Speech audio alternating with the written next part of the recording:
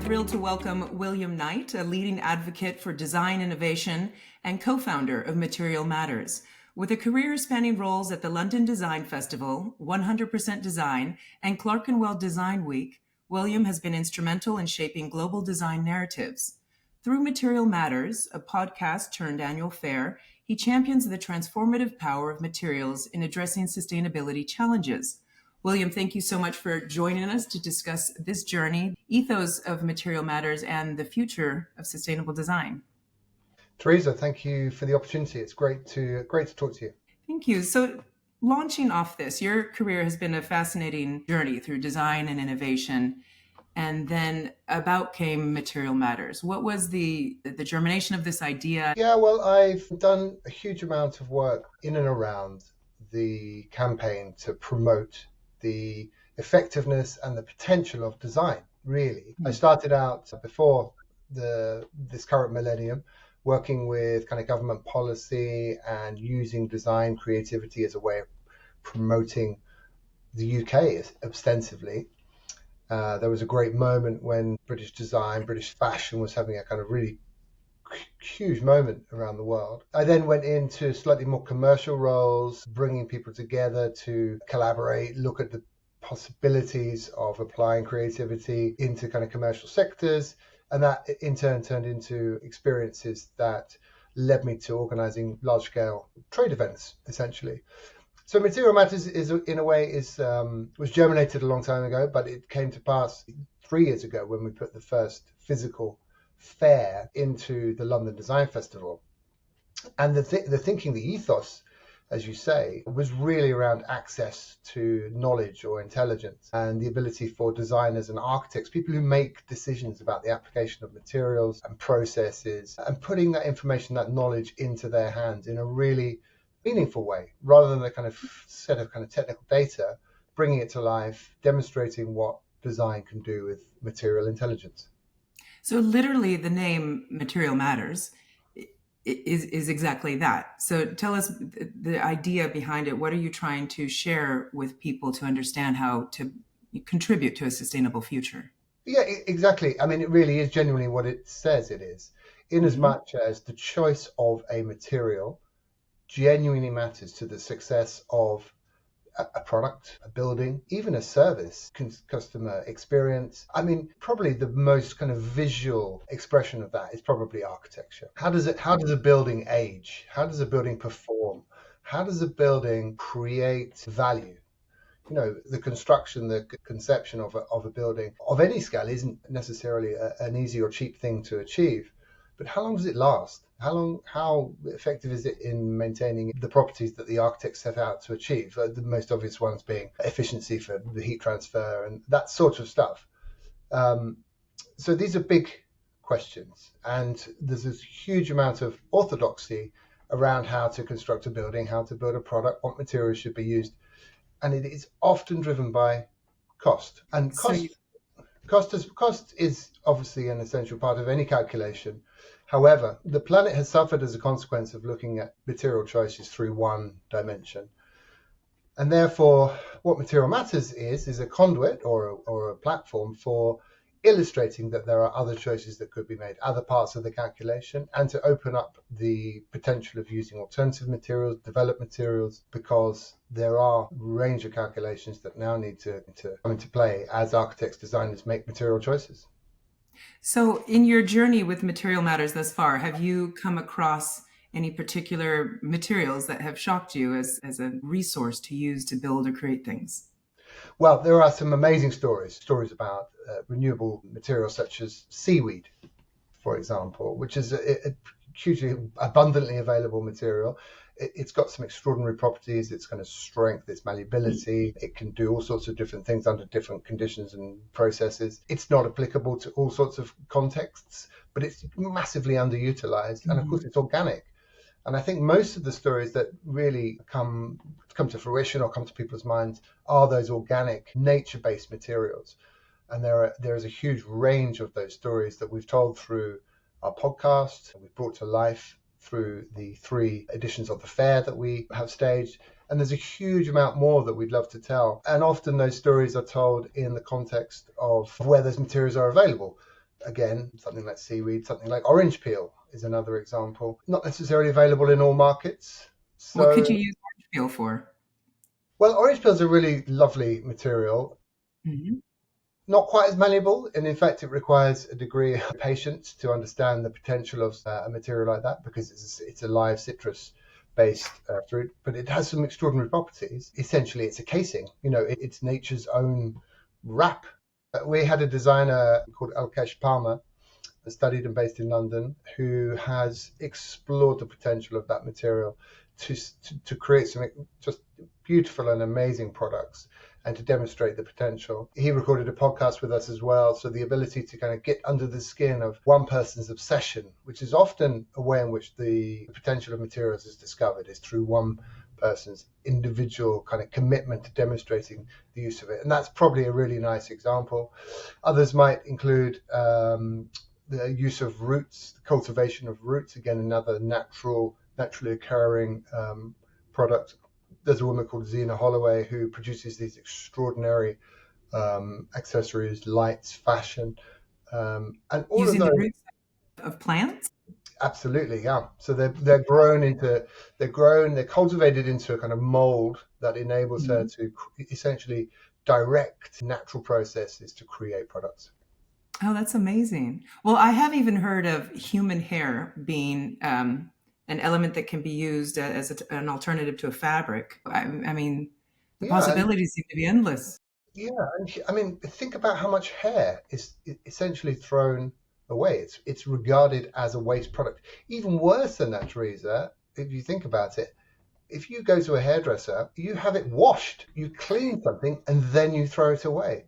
So the multiple examples of how waste is created through the disposal of product that could potentially be used in all sorts of different ways. We had an installation at the last fair, just in September last, that was organised by a Dutch designer called Sane Visser. And again, she has an obsession around what the potential use of human hair is, but she's demonstrated the potential of it, and she's really challenged people's perception about what the potential could be. So What she's were at the fair? What were some of the items that she used the hair for? Was it for Again, clothing? Or? exactly as you mentioned, it can Mhm. be used for garments. It can be utilized alongside other materials to create wearable items.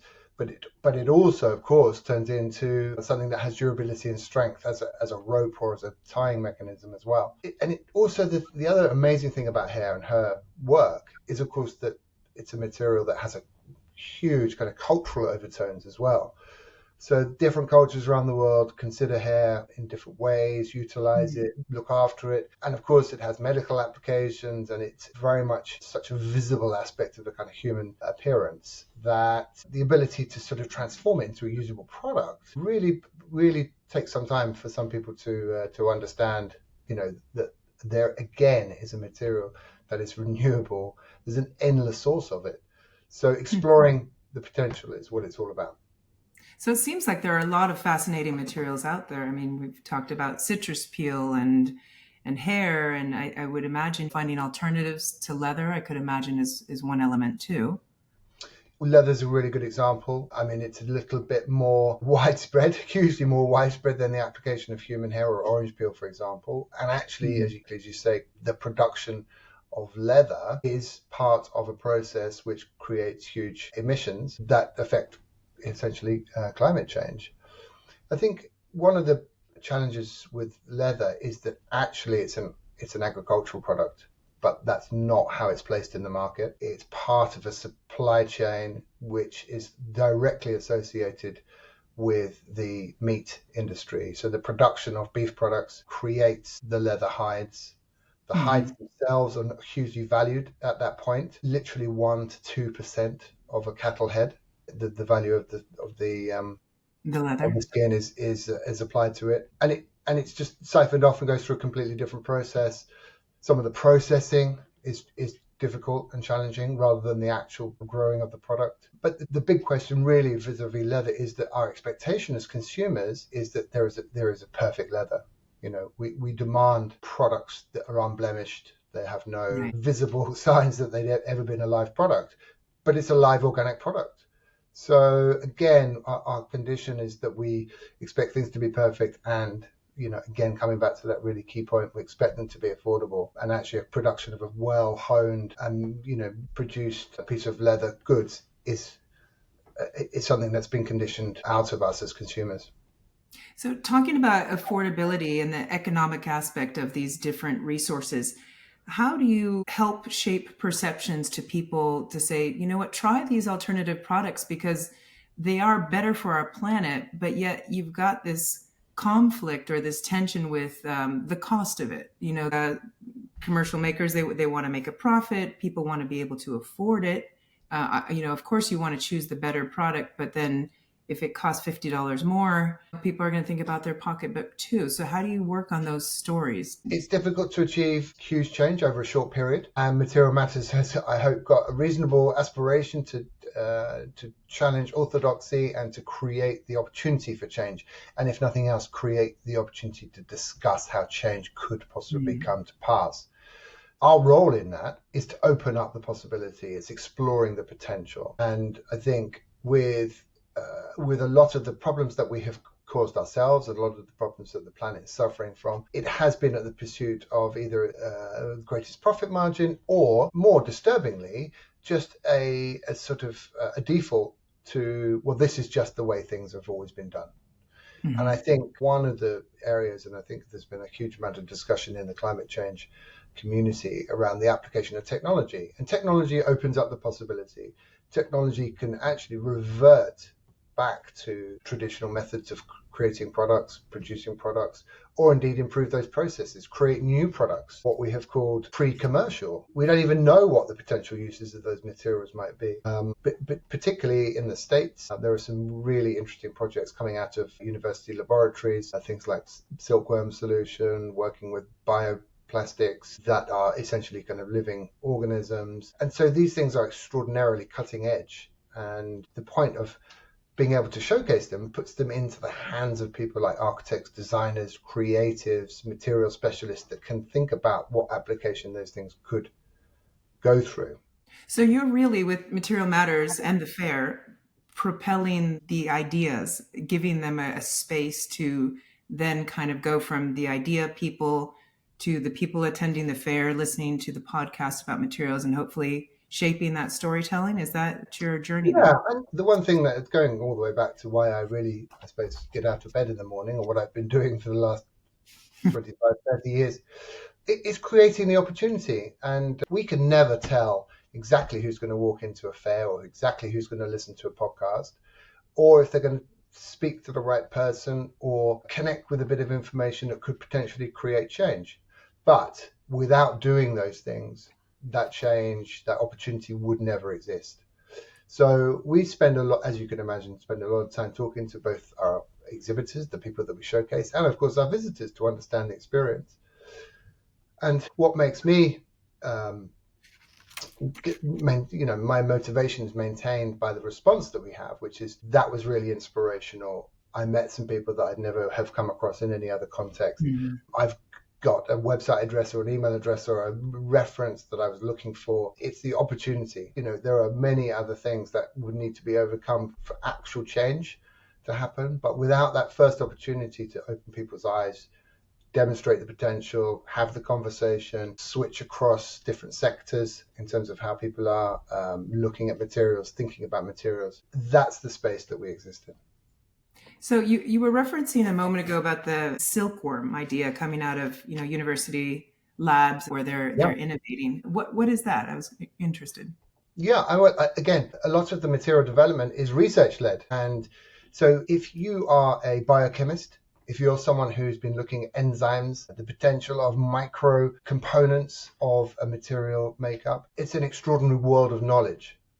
But it isn't necessarily created, it's not necessarily connected to the creative application of that. So the silkworm solution, again, the technology has allowed us to kind of isolate the potential of that. It can be demonstrated in all sorts of different ways. There are properties around that material which are unique. It's particularly soft, particularly strong. And often, again, there's a sort of default thinking around, well, what's this going to replace? But actually, a designer is not just about replacing something, but extending something, creating something new. Mm-hmm. Yeah. which is where there is a kind of parallel again with tech, because the application of creative thinking enables us to open new markets, develop new opportunities, solve problems that we haven't otherwise been able to solve up until now. And therefore, materials act in many ways like the gateway to the future, the gateway to a better future. So, do you find perhaps some of the biggest challenges is not finding the innovators who are looking for new materials and new sources to help the climate, but is it perhaps more the tension in the mindsets of the people who will be the consumers of these materials? Yeah, absolutely. And I think when you think of a consumer, you sort of think about someone walking into a supermarket. But of course, the consumer is a government agency, it's a property developer, it's someone who's buying quantities or huge amounts of investment into a material type or a project. So, and that's the difference between us having a kind of consumer fair, if you like, people who are literally looking to buy a product, and a trade focused fair, which is obviously what we do. We attempt to really hone in on those decision makers, because those are the people that are essentially making a difference to which materials are used, how materials become either more or less popular, how you can demonstrate what's possible. But what I would say is, of course, there is a huge tension in application. The obvious example is a kind of performance rating. There are a huge amount of systems in place to ensure material safety, and for good reason. There is obviously a legislative agenda around application of materials. And I think, as we have seen, again, this is a slightly crude parallel, but as we've seen with social media, legislation can't keep up. It doesn't move fast enough. So what do we do about that? Do we wait? Well, I don't think the planet has time to wait. So there's an enormous amount of potential there. And I think the way to demonstrate the possible is to put materials, put ideas into the hands of creatives that can imagine a better future, can illustrate what the potential might be, or can just bring material to life, bring an idea to life in a way that genuinely kind of challenges orthodoxy or inspires people. And so it's demonstrating the possible. It's bringing to light the idea that things can be done in a better way. It strikes me that it will be easier for the innovators to get people on board with more bespoke products. But you were just talking about scaling these new materials at a larger level. Well, that clearly, as you mentioned, is going to take government involvement, builders' involvement. So if you think of materials being a regenerative resource, how do you approach that or shape those mindsets? Do you deal with any of those government agencies? Well, we don't deal directly with government agencies, but we do very much welcome a range of different people to come in to the fair. So it's very much about this kind of professional. It's about developing professional knowledge, I suppose. And I would say wood is a good example, very good example. Again, it's an abundant material. It's quick growing. It's strong. It's relatively easy to work with. You can preserve it. It exists in many, many different parts of the world. And of course, it can be degraded. It can be badly treated. It can be, slow growing. Very precious materials can be stripped and misused. And I think, again, it comes back to that point around intelligence, because you can create strength from wood that is equal to steel and concrete. There's a process called CLT, which is essentially the construction of a dense timber product, and the direct emissions that are associated with that product are 70% less in terms of construction than the equivalent use of steel or concrete. However, it's a fast-moving technology. They use a kind of construction-level bonding process. Wood, of course, is perceived and in its raw form is, of course, combustible. Therefore, fire rating is a huge issue vis-a-vis getting things agreed in terms of construction processes. And, of course, there's a lot of vested interest, Teresa. I mean, it goes without saying that material producers who are involved in the market need to be either convinced or they need to shift the way they work. And again, there are costs associated with that and timelines around the world. Different sort of kind of components come into those decision makers. But if you're demonstrating what's possible, then that is ultimately a goal to which you can move towards. You were talking about how, what keeps you ticking this line of work in your journey in life. Do you ever get climate anxiety, or do you ever go, how do I stay optimistic when I know how big the climate issue is? But yet, on the other side, you have so much innovation happening. I would think that's inspiring, but how does it work for you?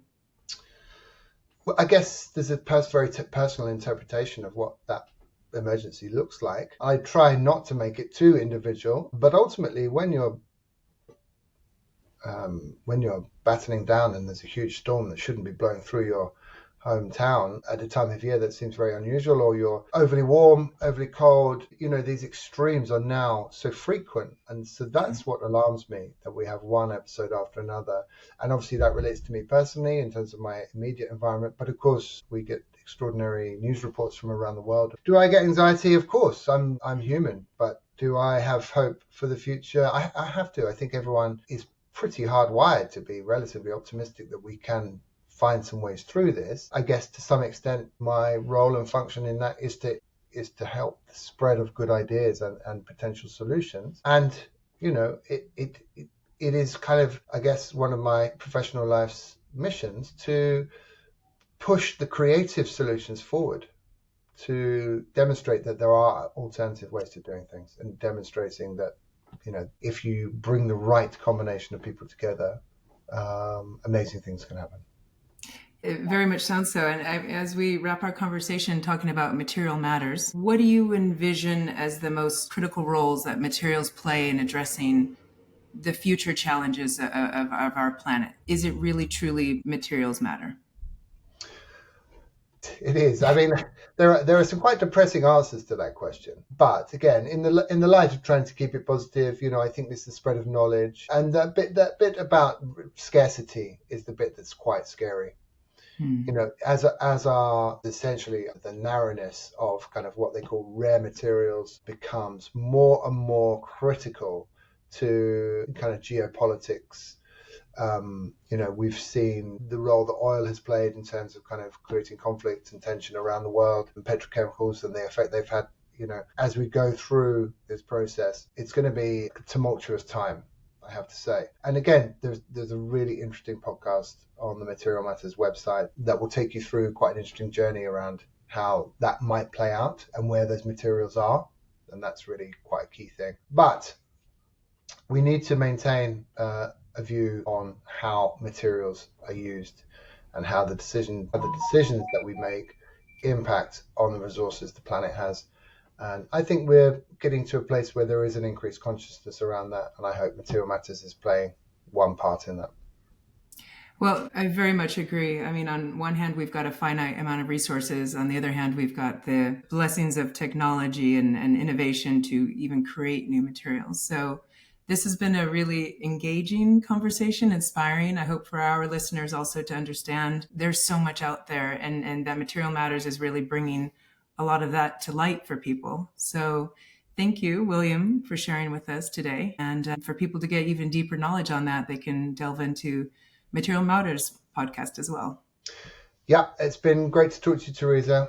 Got me thinking about all sorts of things as I go on to continue our work. But yeah, all those resources, those references that I've talked about, particularly the podcast, are available from MaterialsMatter.Design. Absolutely.